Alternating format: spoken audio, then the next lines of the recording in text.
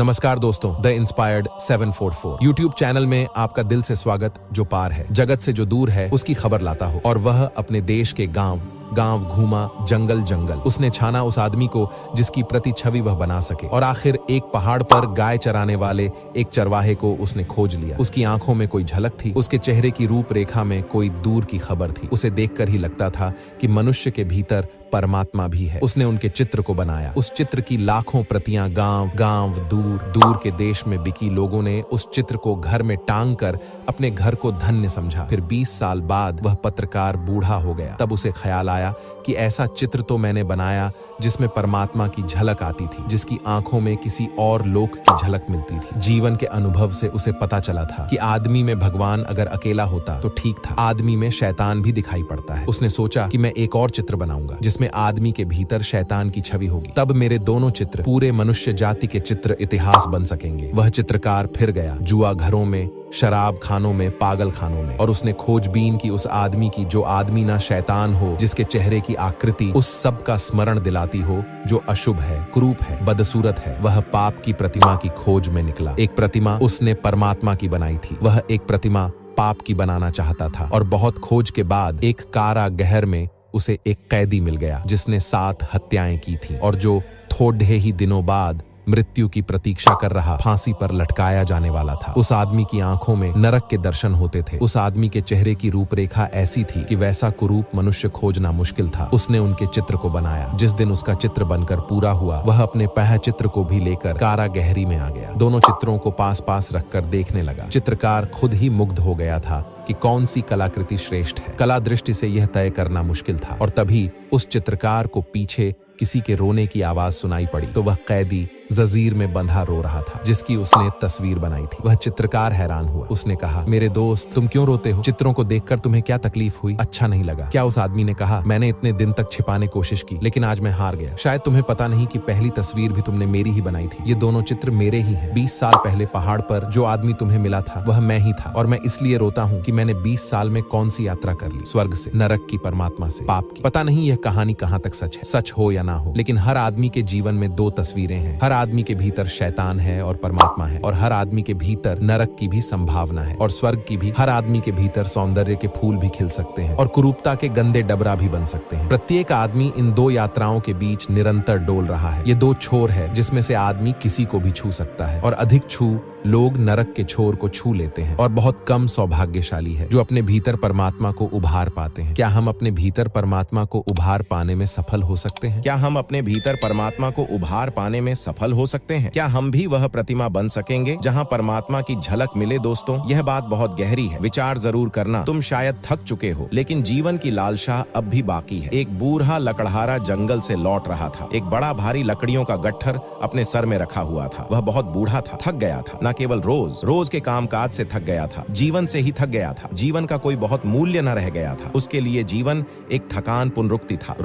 रोज वहीं सुबह जंगल जाना, दिन भर लकड़ियां काटना, फिर सांझ गट्ठर लेकर शहर आना, और उसे कुछ याद ना था। यही उसका कुल जीवन था। वह ऊब गया था। जीवन उसके लिए बेकार था। विशेषकर उस दिन वह थका हुआ था, पसीना बह रहा था, सांस लेना भी मुश्किल हो रहा था। गट्ठर का बोझ उठाए वह किसी तरह घसीट रहा था, अकस्मात जैसे जिंदगी का बोझ फेंक रहा हो। उसने अपना गट्ठर नीचे पटक दिया। प्रत्येक व्यक्ति के जीवन में एक घड़ी आती है जब व्यक्ति सारा बोझ फेंक देना चाहता है। केवल सर पर रखा वह गट्ठर ही नहीं, वह तो केवल प्रतीक है। उसके साथ वह पूरा जीवन ही फेंक देता है। वह घुटनों के जमीन में गिर पड़ा। आकाश की तरफ उसने आंखें उठाई और कहा, हे मौत, तू हर आदमी को आती है, लेकिन तू मुझे क्यों नहीं आती? और कितने दुख देखने हैं मुझे अभी, और कितने बोझ ढोने हैं मुझे। क्या मुझे काफी सजा नहीं मिल चुकी? उसे अपनी आंखों में भरोसा ही नहीं आया। अचानक मौत प्रकट हो गई। उसने चारों तरफ देखा, बहुत चकित रह गया। जो वह कह रहा था वह उसका इरादा बिल्कुल नहीं था, और उसने कभी ऐसा सुना भी नहीं था कि तुम लाओ मृत्यु को और मृत्यु आ जाए। और मृत्यु ने कहा, क्या तुमने मुझे बुलाया? वह बूढ़ा अचानक सारी थकान, सारी ऊब, मुर्दा, पुनरुक्ति भरी जिंदगी की सब बात भूल गया। वह उछल पड़ा और उसने कहा, हाँ, मैंने बुलाया था तुम्हें। क्या तुम इस गट्ठर को उठाने में जरा मेरी मदद करोगी? यहाँ किसी को अपने आसपास न देखकर मैंने तुम्हें बुलाया बताया था। ऐसी घड़ियां होती हैं जब तुम थक जाते हो। जीवन से ऐसी घड़ियां होती हैं जब तुम मर जाना चाहते, लेकिन मरना एक कला है, इसे सीखना पड़ता है। और जीवन से थकने का अर्थ सच में ही यह नहीं होता कि गहरे में जीवन के प्रति तुम्हारी लालसा मिट चुकी हो। तुम शायद थक चुके हो किसी एक ढंग के जीवन से, लेकिन तुम जीवन मात्र से नहीं थके हो। हर कोई थक जाता है, एक ही ढांचे से वही रोज रोज थकान भरा चक्कर, वही पुण्य रुकती। लेकिन यदि मौत आ जाए तुम भी वही करोगे जो उस लकड़हारे ने किया। उसने एकदम मनुष्य की भांति व्यवहार किया। उस पर हंसो मत। बहुत बार तुमने भी सोचा है कि खत्म करें इस अंतहीन बकवास को, किस लिए चला रहे इसे। लेकिन यदि मृत्यु अचानक तुम्हारे सामने आ जाए तो तुम तैयार नहीं होगे। शुरू शुरू में उदासी लगेगी, लगने ना पुराना अभ्यास है। शुरू शुरू में परेशानी लगेगी, लगने देना। लेकिन एक घड़ी 24 घंटे में चुपचाप बैठ जाओ। न कुछ करो, न कुछ गुणो, न माला फेरो, न मंत्र जपो, न प्रार्थना करो, कुछ भी ना करो, चुपचाप। हाँ, फिर भी विचार चलेंगे। चलने दो, देखते रहना निरपेक्ष भाव से, जैसे कोई राह चलते। लोगों को देखता है कि आकाश में उड़ती बदलियों को देखता है। निष्प्रभ देखते रहना, तटस्थ देखते रहना, बिना किसी सभी लगाव के, बिना निर्णय के, ना अच्छा ना बुरा, चुपचाप देखते रहना, गुजरने देना। विचारों को आए तो आए, ना आए तो ना आए, ना उत्सुकता लेना आने, नासुकता लेना जाने में। और तब धीरे धीरे एक दिन वह घड़ी आएगी कि विचार विदा हो गए होंगे, सन्नाटा रह जाएगा। सन्नाटा जब पहली दफा आता है तो जैसे बिजली का धक्का लगे, ऐसा रोया रोया कंप जाएगा, क्योंकि तुम प्रवेश करने लगे फिर उस अंतर अवस्था में जहां गर्भ के दिनों में थे। यह गहरा झटका लगेगा, तुम्हारा संबंध टूटने लगा। संसार से तुम्हारा संबंध छिन्न भिन्न होने का। भीड़ भाड़ से तुम संबंधों के पार उठने लगे। झटका तो भारी लगा, जैसे हवाई जहाज उठेगा जब पहली दफा पृथ्वी से, तो जोर का झटका लगेगा। ऐसा ही झटका लगेगा। घबराना मत। एक बार पंख खुल गए, आकाश में एक बार उड़ चले तो अपूर्व अनुभव है, अपूर्व आनंद है। फिर एकांत कभी दुख ना देगा। एकांत तो क्या, फिर भीड़ भी दुख ना देगी, क्योंकि तब भीड़ में भी एकांत बना रहता है। जिसको भीतर सधन की कला आ गई, वह बीच बाजार में खड़े होकर भी ध्यान में हो सकता है। दुकान पर बैठे बैठे काम करते करते और भीतर धुन बजती रहेगी। रात दिन नींद में भी उसकी धुन बजती रहेगी। शांति पाने की कोशिश मत करना, अशांति को स्वीकार कर लेना, आप शांत हो जाएंगे। फिर दुनिया में कोई आपको अशांत नहीं कर सकता। अगर आप अशांति के लिए राजी हैं, फिर कौन आपको अशांत कर सकता है। अगर मैं गाली के लिए तैयार हूँ तो कौन मेरा अपमान कर सकता है। मैं गाली के लिए राजी नहीं हूँ, इसलिए कोई मेरा अपमान कर सकता है। मैं शांति के लिए राजी नहीं हूँ, इसलिए कोई भी अशांत कर सकता है। अगर हम ठीक से मन की प्रक्रिया को समझ ले तो मन की प्रक्रिया को समझकर जीवन बदला जा सकता है। प्रक्रिया यह है कि मन हमेशा चीजों को दो में तोड़ देता है, मान